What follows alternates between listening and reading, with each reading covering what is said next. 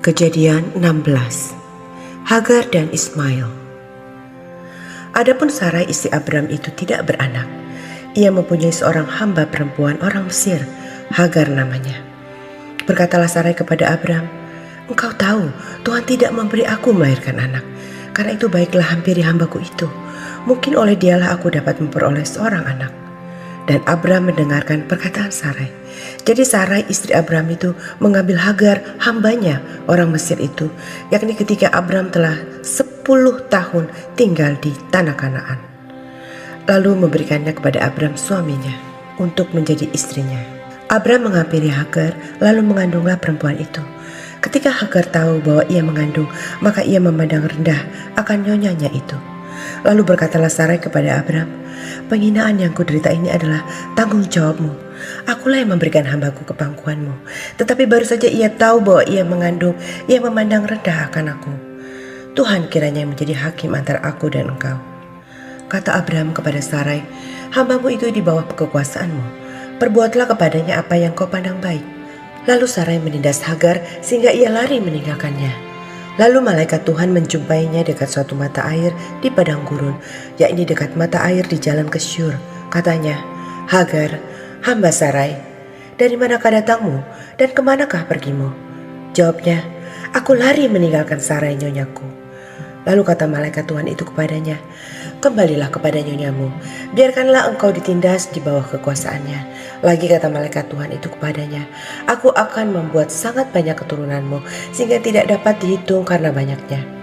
Selanjutnya kata malaikat Tuhan itu kepadanya, "Engkau mengandung dan akan melahirkan seorang anak laki-laki dan akan menamainya Ismail, sebab Tuhan telah mendengar tentang penindasan atasmu itu.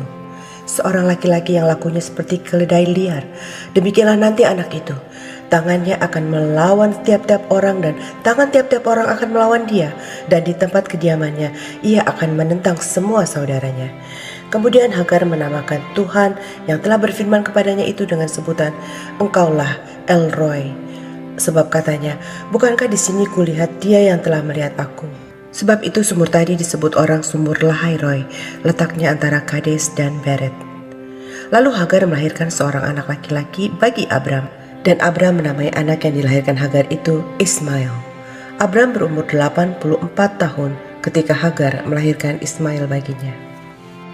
Kejadian 17. Sunat sebagai tanda perjanjian Allah dengan Abraham.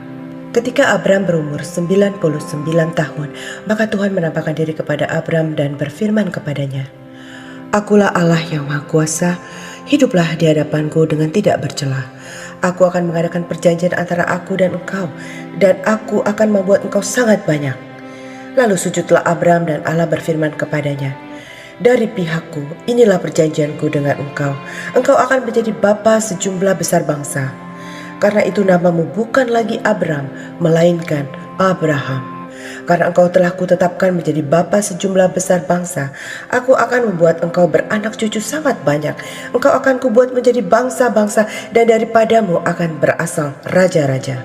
Aku akan mengadakan perjanjian antara aku dan engkau serta keturunanmu turun-temurun menjadi perjanjian yang kekal, supaya aku menjadi Allahmu dan Allah keturunanmu.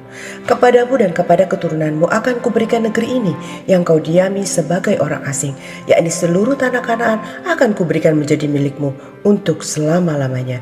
Dan aku akan menjadi Allah mereka." Lagi firman Allah kepada Abraham, "Dari pihakmu engkau harus memegang perjanjianku, engkau dan keturunanmu turun-temurun. Inilah perjanjianku yang harus kau pegang. Perjanjian antara aku dan kamu serta keturunanmu, yaitu setiap laki-laki di antara kamu harus disunat. Haruslah dikerat kulit katanmu, dan itulah akan menjadi tanda perjanjian antara aku dan kamu. Anak yang berumur 8 hari haruslah disunat, yakni setiap laki-laki di antara kamu turun-temurun, baik yang lahir di rumahmu maupun yang dibeli dengan uang dari salah seorang asing, tetapi tidak termasuk keturunanmu. Orang yang lahir di rumahmu dan orang yang engkau beli dengan uang harus disunat. Maka dalam dagingmu lah perjanjianku itu menjadi perjanjian yang kekal. Dan orang yang tidak disunat, yakni laki-laki yang tidak dikerat kulit katannya, maka orang itu harus dilenyapkan dari antara orang-orang sebangsanya. Ia telah mengingkari perjanjianku." Selanjutnya Allah berfirman kepada Abraham, Tentang istrimu Sarai, janganlah engkau menyebut dia lagi Sarai, tetapi Sarah, itulah namanya. Aku akan memberkatinya, dan daripadanya juga aku akan memberikan kepadamu seorang anak laki-laki. Bahkan aku akan memberkatinya, sehingga ia menjadi ibu bangsa-bangsa. Raja-raja bangsa-bangsa akan lahir daripadanya. Lalu tertunduklah Abraham dan tertawa serta berkata dalam hatinya, mungkinkah bagi seorang yang berumur 100 tahun dilahirkan seorang anak? Dan mungkinkah Sarah yang telah berumur 90 tahun itu melahirkan seorang anak? Dan Abraham berkata kepada Allah, sekiranya Ismail diperkenankan hidup di hadapanmu. Tetapi Allah berfirman, tidak, melainkan istrimu Sarah lah yang akan melahirkan anak laki-laki bagimu, dan engkau akan menamai dia Ishak. Dan aku akan mengadakan perjanjianku dengan dia menjadi perjanjian yang kekal untuk keturunannya. Tentang Ismail aku telah mendengarkan permintaanmu. Ia akan kuberkati, kubuat beranak cucu dan sangat banyak. Ia akan memperanakan 12 raja, dan aku akan membuatnya menjadi bangsa yang besar. Tetapi perjanjianku akan kuadakan dengan Ishak, yang akan dilahirkan Sarah bagimu tahun yang akan datang pada waktu seperti ini juga. Setelah selesai berfirman kepada Abraham, naiklah Allah meninggalkan Abraham. Setelah itu Abraham memanggil Ismail anaknya dan semua orang yang lahir di rumahnya, juga semua orang yang dibelinya dengan uang, yakni setiap laki-laki dari isi rumahnya. Lalu ia mengerat kulit katan mereka pada hari itu juga, seperti yang telah difirmankan Allah kepadanya. Abraham berumur 99 tahun ketika dikerat kulit katannya, dan Ismail anaknya berumur 13 tahun ketika dikerat kulit katannya. Pada hari itu juga Abraham dan Ismail anaknya disunat. Dan semua orang dari isi rumah Abraham, baik yang lahir di rumahnya maupun yang dibeli dengan uang dari orang asing, disunat bersama-sama dengan dia. Kejadian 18. Allah mengulangi menjanjikan seorang anak laki-laki kepada Abraham. Kemudian Tuhan menampakkan diri kepada Abraham dekat pohon tarbantin di Mamre, sedang ia duduk di pintu kemahnya waktu hari panas terik. Ketika ia mengangkat mukanya, ia melihat 3 orang berdiri di depannya. Sesudah dilihatnya mereka, ia berlari dari pintu kemahnya menyongsong mereka. Lalu sujudlah ia sampai ke tanah serta berkata, Tuanku, jika aku telah mendapat kasih Tuanku, janganlah kiranya melampaui hambamu ini. Biarlah diambil air sedikit, basuhlah kakimu dan duduklah beristirahat di bawah pohon ini. Biarlah ku ambil sepotong roti supaya tuan-tuan segar kembali. Kemudian bolehlah tuan-tuan meneruskan perjalanannya, sebab tuan-tuan telah datang ke tempat hambamu ini. Jawab mereka, perbuatlah seperti yang kau katakan itu. Lalu Abraham segera pergi ke kemah mendapatkan Sarah, serta berkata, segeralah ambil 3 sukat tepung yang terbaik, remaslah itu dan buatlah roti bundar. Lalu berlarilah Abraham kepada lembu sapinya, yang mengambil seekor anak lembu yang empuk dan baik dagingnya dan memberikannya kepada seorang bujangnya. Lalu orang ini segera mengolahnya. Kemudian diambilnya dadi dan susu serta anak lembu yang telah diolah itu, lalu dihidangkannya di depan orang-orang itu. Dan ia berdiri di dekat mereka di bawah pohon itu sedang mereka makan. Lalu kata mereka kepadanya, di manakah Sarah istrimu? Jawabnya, di sana, di dalam kemah. Dan firman-Nya, sesungguhnya aku akan kembali tahun depan mendapatkan engkau. Pada waktu itulah Sarah istrimu akan mempunyai seorang anak laki-laki. Dan Sarah mendengarkan pada pintu kemah yang di belakangnya. Adapun Abraham dan Sarah telah tua dan lanjut umurnya, dan Sarah telah mati haid. Jadi tertawalah Sarah dalam hatinya, katanya, akan birahikah aku setelah aku sudah layu, sedangkan tuanku sudah tua? Lalu berfirmanlah Tuhan kepada Abraham, mengapakah Sarah tertawa dan berkata, sungguhkah aku akan melahirkan anak, sedangkan aku telah tua? Adakah sesuatu apapun yang mustahil untuk Tuhan? Pada waktu yang telah ditetapkan itu, tahun depan, aku akan kembali mendapatkan engkau.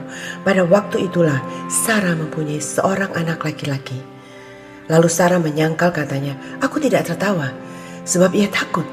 Tetapi Tuhan berfirman, tidak, memang engkau tertawa. Doa syafaat Abraham untuk Sodom. Lalu berangkatlah orang-orang itu dari situ dan memandang ke arah Sodom. Dan Abraham berjalan bersama-sama dengan mereka untuk mengantarkan mereka. Berfikirlah Tuhan, apakah aku akan menyembunyikan kepada Abraham apa yang hendak kulakukan ini? Bukankah sesungguhnya Abraham akan menjadi bangsa yang besar serta berkuasa, dan oleh dia segala bangsa di atas bumi akan mendapat berkat? Sebab aku telah memilih dia supaya diperintahkannya kepada anak-anaknya dan kepada keturunannya, supaya tetap hidup menurut jalan yang ditunjukkan Tuhan, dengan melakukan kebenaran dan keadilan, dan supaya Tuhan memenuhi kepada Abraham apa yang dijanjikannya kepadanya. Sesudah itu berfirmanlah Tuhan, sesungguhnya banyak keluh kesah orang tentang Sodom dan Gomora, dan sesungguhnya sangat berat dosanya. Baiklah, aku turun untuk melihat apakah benar-benar mereka telah berkelakuan seperti keluh kesah orang yang telah sampai kepadaku atau tidak. Aku hendak mengetahuinya. Lalu berpalinglah orang-orang itu dari situ dan berjalan ke Sodom. Tetapi Abraham masih tetap berdiri di hadapan Tuhan. Abraham datang mendekat dan berkata, "Apakah engkau akan melenyapkan orang benar bersama-sama dengan orang fasik? Bagaimana sekiranya ada 50 orang benar dalam kota itu? Apakah engkau akan melenyapkan tempat itu dan tidakkah engkau mengampuninya karena ke-50 orang benar yang ada di dalamnya itu? Jauhlah kiranya daripadamu untuk berbuat demikian, membunuh orang benar bersama-sama dengan orang fasik, sehingga orang benar itu seolah-olah sama dengan orang fasik. Jauhlah kiranya yang demikian daripadamu. Masakan hakim segenap bumi tidak menghukum dengan adil?" Tuhan berfirman, "Jika kudapati 50 orang benar dalam kota Sodom, aku akan mengampuni seluruh tempat itu karena mereka." Abraham menyaut, "Sesungguhnya aku telah memberanikan diri berkata kepada Tuhan, walaupun aku debu dan abu. Sekiranya kurang 5 orang dari ke-50 orang benar itu, apakah engkau akan memusnahkan seluruh kota itu karena yang 5 itu?" Firman-Nya, "Aku tidak memusnahkannya jika kudapati 45 di sana." Lagi Abraham melanjutkan perkataannya kepadanya, "Sekiranya 40 didapati di sana?" Firman-Nya, "Aku tidak akan berbuat demikian karena yang 40 itu." Katanya, "Janganlah kiranya Tuhan murka kalau aku berkata sekali lagi, sekiranya 30 didapati di sana." Firman-Nya, "Aku tidak akan berbuat demikian jika kudapati 30 di sana." Katanya, "Sesungguhnya aku telah memberanikan diri berkata kepada Tuhan, sekiranya 20 didapati di sana." Firman-Nya, "Aku tidak akan memusnahkannya karena yang 20 itu." Katanya, "Janganlah kiranya Tuhan murka kalau aku berkata lagi sekali ini saja, sekiranya 10 didapati di sana." Firman-Nya, "Aku tidak akan memusnahkannya karena yang 10 itu." Lalu pergilah Tuhan setelah ia selesai berfirman kepada Abraham, dan kembalilah Abraham ke tempat tinggalnya.